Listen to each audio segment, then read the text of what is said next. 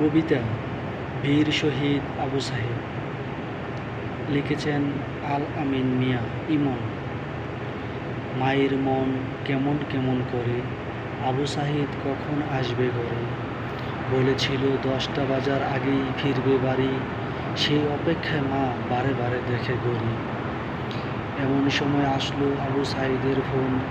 মা বলে, খোকা বাড়ি ফিরবি এখন? না, এখন আমি আসতে পারবো না মা, কলেজে চলছে ভীষণ হাঙ্গামা। ওরা শিক্ষার মান নিতে চায় কেড়ে, বলো মা আমি মানব কেমন করে। দোয়া করো মা, একদিন হবে আমাদের জয়, কোটা সংস্কার আন্দোলন যেন সফল হয়। এই বলে আবু সাহিদ যোগ দেয় আন্দোলনে, সবার আগে থাকে বীরের মতো শক্তি নিয়ে মনে।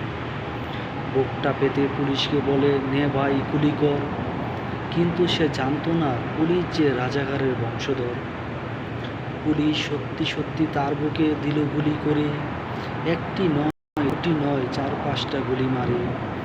অবশেষে আবু সাহিদ মাটিতে লুটে পড়ে, বীর শহীদ আবু সাহিদ রবে সবার অন্তরে।